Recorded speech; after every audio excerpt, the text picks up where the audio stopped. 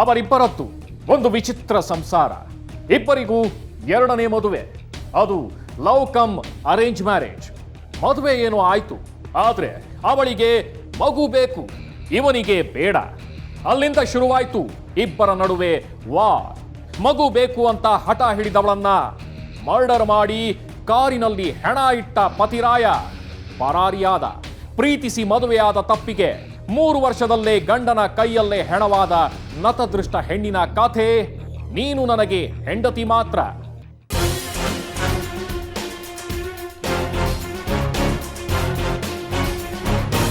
ಈ ಕಾರಿನಲ್ಲಿ ಮಹಿಳೆಯ ಹೆಣ ತಣ್ಣಗೆ ಮಲಗಿತ್ತು. ಆದರೆ ಕಾರಿನ ವಾರಸ್ದಾರ್ ಯಾರೂ ಅಲ್ಲಿರಲಿಲ್ಲ. ಒಂಟಿಯಾಗಿ ನಿಂತಿದ್ದಂಥ ಕಾರನ್ನ ಇಣುಕ್ ನೋಡಿದಾಗ ಕಂಡಿದ್ದು ಮಹಿಳೆಯ ಶವ. ಈ ಶವದ ಕಾರನ್ನ ಕಂಡು ಕಲಬುರಗಿ ನಗರದ ಶಹಬಜಾರ್ ಬಡಾವಣೆಯ ಜನ ಕೆಲ ಹೊತ್ತು ದಂಗಾಗಿ ಹೋಗಿದ್ರು. ಇಂಥ ಹೊತ್ತಿನಲ್ಲಿ ಕಾರ್ನಲ್ಲಿ ಹೆಣ ಅಂದ್ರೆ ಎಲ್ಲೋ ಮರ್ಡರ್ ಮಾಡಿ ಈ ಕಾರ್ನಲ್ಲಿ ಹೆಣ ತಂದಿಟ್ಟು ಪರಾರಿಯಾಗಿರಬಹುದು ಅಂತ ಮಾತಾಡ್ಕೊಳ್ತಾ ಇದ್ರಂತೆ. ಆದರೆ ಅಲ್ಲಿಯ ಅಸಲಿಯತ್ತೆ ಬೇರೆ ಇತ್ತು. ಕಾರ್ನಲ್ಲಿದ್ದಂತಹ ಹೆಣ ಬೇರೆಲ್ಲೋ ಮರ್ಡರ್ ಮಾಡಿ ತಂದು ಹಾಕಿದ್ದಲ್ಲ, ಅಥವಾ ಪರಿಚಿತವಾದ ಮುಖವಂತೂ ಅಲ್ಲವೇ ಅಲ್ಲ. ಅದು ಶಹಪುರ ಬಡಾವಣೆಯಲ್ಲಿ ವಾಸಿಸ್ತಾ ಇದ್ದಂತಹ ಹೆಣ್ಣು ಮಗಳು ಉಮಾಳದ್ದು.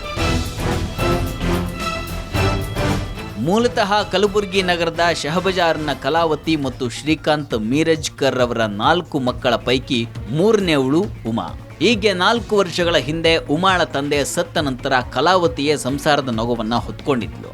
ಆದರೆ ಈ ಹೆಣ್ಣು ಮಗಳು ಉಮಾ ಎಲ್ಲರಂತಿರಲಿಲ್ಲ ಅಂತಾರೆ. ತಾನಾಯ್ತು, ತನ್ನ ಕೆಲಸವಾಯ್ತು, ಯಾರೊಂದಿಗೂ ಹೆಚ್ಚು ಮಾತನಾಡದೆ ಸದಾ ಮೌನಿಯಾಗೇ ಇರ್ತಾ ಇದ್ಲು ಅಂತ ಹೇಳ್ತಾರೆ. ಹೀಗೆ 4 ವರ್ಷಗಳ ಹಿಂದೆ ಈ ಉಮಾಳಿಗೆ ಬೇರೆ ಹುಡುಗನೊಂದಿಗೆ ಮದುವೆ ಕೂಡ ಆಗಿತ್ತು. ಆದ್ರೆ ಆ ಮದುವೆ ಯಾಕೋ ಬರ್ಕತ್ತಾಗಲಿಲ್ಲ. ಮದುವೆಯಾದ 3 ತಿಂಗಳಿಗೆ ಗಂಡನ ಮನೆ ಬಿಟ್ಟು ತವರು ಸೇರ್ಕೊಂಡ್ಲು. ಡಿವೋರ್ಸ್ ಕೂಡ ಆಗಿತ್ತು. 4 ಹೆಣ್ಮಕ್ಳು. ಮತ್ತೆ ಓದಿಸ್ಮ್ಯಾಗ ಮದುವೆ ಅದು ಯಾವಾಗ ಹೆಂಗೆ ಮಾಡಿಕೊಟ್ರಿ? ಮದುವೆ ದೊಡ್ಡಕ್ಕಿಂದು ಮಾಡೀನಿ, ಹಿಂದ್ರಗಡೆ ಸಣ್ಣಕ್ಕಿಂದು. ಮತ್ತು ಹಿಂದ್ರಗಡೆ 4 ಮಂದಿದಾಯ್ತು ರೀ.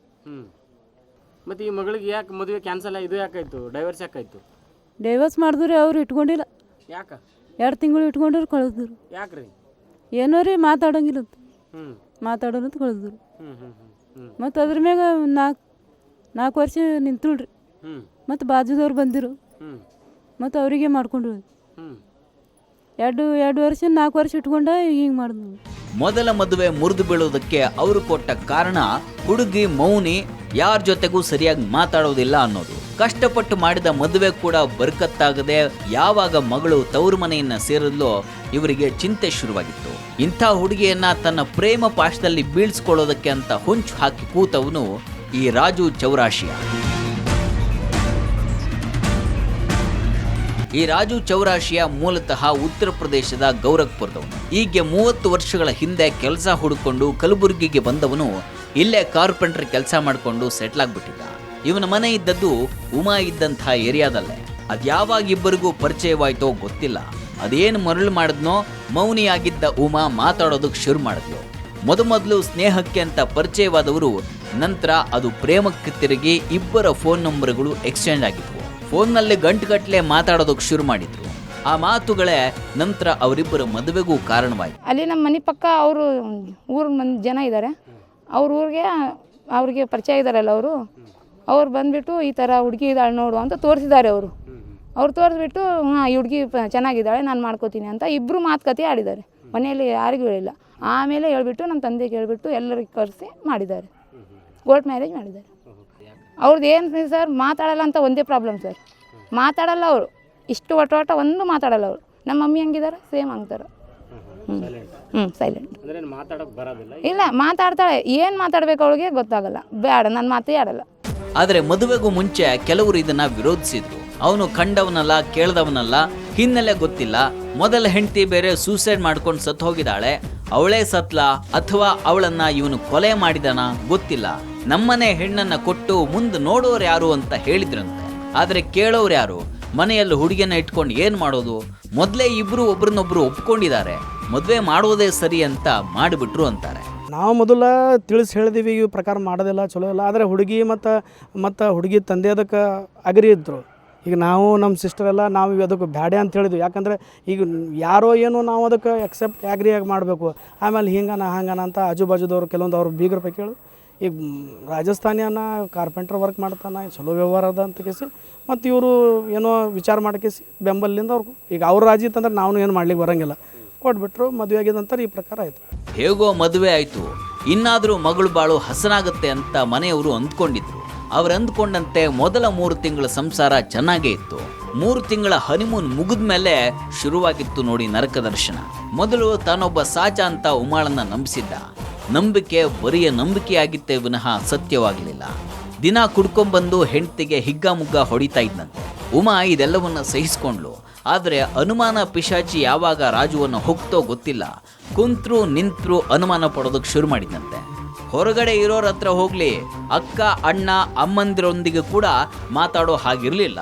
ಸರ್ ಮದುವೆ ಆಗಿ ಬರೇ ಅನುಮಾನ ಮಾಡ್ತೀನಿ ರೀ ಸರ್. ಹಂಗಾಗಿ ಯಾರ ಜೊತೆ ಮಾತಾಡಬೇಡ್ರಿ, ಯಾರ ಜೊತೆನೇ ಮಾತಾಡಿದ್ರೆ ಆಯಿತು, ಹೊಡೆಯೋದು ಬಡಿಯೋದು ಹಿಂಗೆ ಮಾಡ್ತೀನಿ ರೀ ಸರ್. ಈಗ 2-3 ತಿಂಗಳು ಅಂತರ ತುಂಬ ತ್ರಾಸ ಕೊಟ್ಟಿದ್ದಾನೆ ರೀ. ನಾವು ಕೇಳ್ಬೇಕಂದ್ರೆ ಹೋಗ್ಲಿ, ಕೇಳಿದ್ರೆ ಮತ್ತಿಷ್ಟು ತ್ರಾಸ ಕೊಡ್ತಾನಿಲ್ಲ ಅಂತ ನಾವು ಸುಮ್ನೆ ಕುಂತಿದ್ದೀವಿ. ಮತ್ತು ಮೊನ್ನೆ ಹೋಗಿ ಕಾರಣಿ ಹಬ್ಬ ದಿವಸ ಕರೆದಿದ್ದೆ ನನಗೆ. ಕರೆದ್ರೆ ಹಿಂಗೆ ನಿಮ್ಮ ತಂಗಿ ತಪ್ಪಿದೆ, ಅದು ಇದೆ ಅಂತ. ಏನು ತಪ್ಪಿದ್ರೂ ಕ್ಷಮಿಸಪ್ಪ, ಈಗ ಒಂದು ಸರಿ ಮತ್ತೆ ನೋಡು ಅಂತ. ಇಲ್ಲ ನಾನು ಕಲಾಸ್ ಮಾಡ್ತೀನಿ ಆಕಿಗೆ. ಕುಡಿದು ಬಂದು ಹೊಡಿತಿದ್ದ, 1ಕ್ಕೆ 2ಕ್ಕೆ ಬರ್ತಿದ್ರಿ ಕುಡಿದು ಬಂದು. ದಿನ ಹೊಡ್ಯೋದಂದ್ರೆ ಹ್ಯಾಂಗೆ ಸುಮ್ಮ ಕೊಡ್ತಾರೆ. ಈ ಕಡೆ ಜೋರು ಮಾಡಿದ್ರಿ, ಪೈಲೆ ಚಂದಿದ್ದ. ಈ ಕಡೆ 1 ತಿಂಗಳೇನು 15 ದಿನ ಹೊಡೆಯೋದು ಬಡಿಯೋದು ಮಾಡ್ತಿದ್ವಿ. ಇಷ್ಟೆಲ್ಲ ಕಷ್ಟಗಳಿದ್ರೂ ಕೂಡ ಉಮಾ ಯಾರೊಂದಿಗೂ ತನ್ನ ಸಂಸಾರದ ಗುಟ್ಟನ್ನು ಹೇಳ್ಕೊಂಡವಳಲ್ಲ. ಆದರೂ ಮನೆಯವ್ರಿಗೆ ವಿಷಯ ಗೊತ್ತಾಗಿತ್ತು. ಮನೆಯವರು ಮಗಳನ್ನ ಮಾತಾಡ್ಸ್ಕೊಂಡು ಬರೋದಕ್ಕೆ ಹೋದರೆ ಸಾಕು, ಹೆಂಡತಿಗೆ ಹಿಡ್ಕೊಂಡು ಬಡಿಯೋದಂತೆ. ಅದಕ್ಕೆ ಉಮಾಳ ಮನೆಯವರು ಹೋಗೋದನ್ನೇ ಕಡಿಮೆ ಮಾಡಿದ್ರು ಅಂತಾರೆ. ನನ್ನ ತಂಗಿ ಮಾತಾಡಲ್ಲ ಸರ್, ಒಟ್ಟು ಮಾತಾಡಲ್ಲ. ಅವ್ರು ಹೇಳ್ಕೊಳ್ಳಲ್ಲ ಸರ್. ಅವ್ನು ಹೊಡಿತಾನೆ, ಮತ್ತೆ ನಾವು ಹೋದರೆ ಮತ್ತೆ ಹೊಡಿಲಕ್ಕೆ ಚಾಲು ಮಾಡ್ದಂತೆ ಆ ದಿವಸ. ಅದಕ್ಕೆ ಭಯ ಬಿಟ್ಟು ಹೇಳಿಲ್ಲ. ನಿನ್ನೆ ನಮ್ಮ ಮಮ್ಮಿ 6 ಗಂಟೆವರೆಗೂ ಅವ್ರ ಮನೆಯಲ್ಲೇ ಇದ್ದರು. ಹೋಗಿದ್ದಾರೆ ಅವ್ರ ಮನೆಗೆ, ಶಾಬಜಾರಲ್ಲಿ ಅಲ್ಲೇ ಇದೆ ತವ್ರ ಮನೆ. ಹೋಗಿದ್ದಾನೆ, ನೀರು ತುಂಬಿದ್ದಾರೆ. ನೀರು ತುಂಬ್ತಾ ಇದ್ದಾರೆ. ಅವ್ರಕ್ಕಿನ್ನ ಮಗ ಬಂದಿದ್ದಾನೆ ನೋಡ್ಕೊತು. ನಮ್ಮ ತಂಗಿ ಸೌತಿ ಮಗ ರೀ, ಸೌತಿ 2 ಮಕ್ಕಳಿದ್ದಾರೆ ಅವ್ರಿಗೆ. ಇದ್ರೆ ಅವರು ಅಜ್ಜಿ ನಮ್ಮ ಮಮ್ಮಿಗೆ ಕಲಾಸ್ ಮಾಡಿದ್ದಾನೆ ಬಾ. ಯಾಕಂದರೆ ನಮ್ಮ ಮಮ್ಮಿ ಹೋಗಿದ್ದಾವಲ್ಲ, ನಿನ್ನ ಅಕ್ಕಗೆ ಏನು ಹೇಳಬೇಡ. ಈಗ ಅವ್ನಿಗೇನು ಅನುಮಾನ, ಇವರೆಲ್ಲ ಬಂದು ನನಗೆ ಹೇಳಿದ್ದಾಳೆ ಹೊಡೆದಿದ್ದಾರೆ. ಈಗೆಲ್ಲ ಹೊಡೆದಿದ್ದಾನೆ ಸರ್, ಗಾಯ ಮೈಯೆಲ್ಲ ಗಾಯ ಇದೆ. ಮೈಯೆಲ್ಲ ಗಾಯ ಇದೆ. ಇಷ್ಟೆಲ್ಲ ರಂಪಾಟಗಳು ನಡೀತಾ ಇತ್ತು. ಆದರೆ ಅದಕ್ಕೆಲ್ಲ ತಲೆ ಕೆಡಿಸ್ಕೊಳ್ಳದೆ ಉಮಾ ತನ್ನ ಜೀವನವನ್ನು ಸಾಗಿಸ್ತಾ ಇದ್ಲು. ಎಲ್ಲ ಹೆಣ್ಣು ಮಕ್ಕಳಿಗೂ ಮದುವೆ ಆದಮೇಲೆ ಇರುವಂತಹ ಸಹಜ ಆಸೆಯಂತೆ ತನಗೂ ಒಂದು ಮಗು ಆಗಬೇಕು, ಅದನ್ನು ಆಡಿಸಿ ಬೆಳೆಸಿ ದೊಡ್ಡವನನ್ನಾಗಿ ಮಾಡಬೇಕು ಅನ್ನುವಂಥ ಕನಸನ್ನು ಹೊತ್ಕೊಂಡಿದ್ಲು. ಆರಂಭದಲ್ಲಿ ಇದಕ್ಕೆ ತಲೆ ಆಡಿಸಿದ್ದಂಥ ರಾಜು ಕೊನೆಗದು ಈ ಜನ್ಮದಲ್ಲಿ ಸಾಧ್ಯ ಇಲ್ಲ ಅನ್ನೋದಕ್ಕೆ ಶುರು ಮಾಡಿದ್ದಂತೆ. ಅದಕ್ಕೆ ಕಾರಣವಾಗಿದ್ದು ಆಗಲೇ ಈ ಮಹಾನುಭಾವನಿಗೆ ಇದ್ದಂಥ 2 ಮಕ್ಕಳು.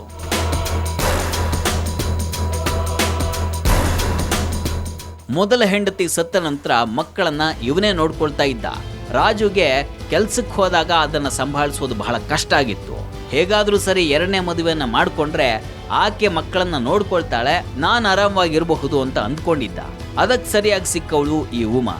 ಯಾವಾಗ ಇವಳು ತನಗೂ ಮಗು ಬೇಕು ಅನ್ನೋದಕ್ಕೆ ಶುರು ಮಾಡಿದ್ಲೋ ಆಗಲೇ ಶುರುವಾಗಿದ್ದು ನಿಜವಾದ ಜಗಳ. ನಿನ್ನನ್ನು ಮದುವೆ ಮಾಡ್ಕೊಂಡಿದ್ದೆ ಈ ಮಕ್ಕಳನ್ನ ಸಾಕೋದಕ್ಕೆ, ಇಲ್ದಿದ್ರೆ ನಿನ್ನನ್ನು ಯಾರು ಕಟ್ಕೊಳ್ತಾ ಇದ್ರು? ನಿನಗೆ ಮಕ್ಕಳನ್ನು ಕೊಡೋದಕ್ಕಾಗಲ್ಲ, ಇವನ್ನೇ ನಿನ್ನವು ಅಂತ ಸಾಕೊಂಡಿರು, ಇಲ್ಲ ಅಂದ್ರೆ ನಿನ್ನ ಕಥೆ ಮುಗಿಸ್ತೀನಿ ಅಂತ ಬೆದರಿಕೆಯನ್ನು ಕೂಡ ಹಾಕಿದ್ನಂತೆ. ಆಗ್ಲೇ ಉಮಾ ತಾಳ್ಮೆಯನ್ನ ಕಳ್ಕೊಂಡು ಗಂಡನ ವಿರುದ್ಧ ತಿರುಗಿ ಬಿದ್ದಿದ್ದು. ದಿನನಿತ್ಯದ ಜಗಳ ತಾರಕಕ್ಕೇರಿ ಅವಳು ಹೆಣವಾಗಿ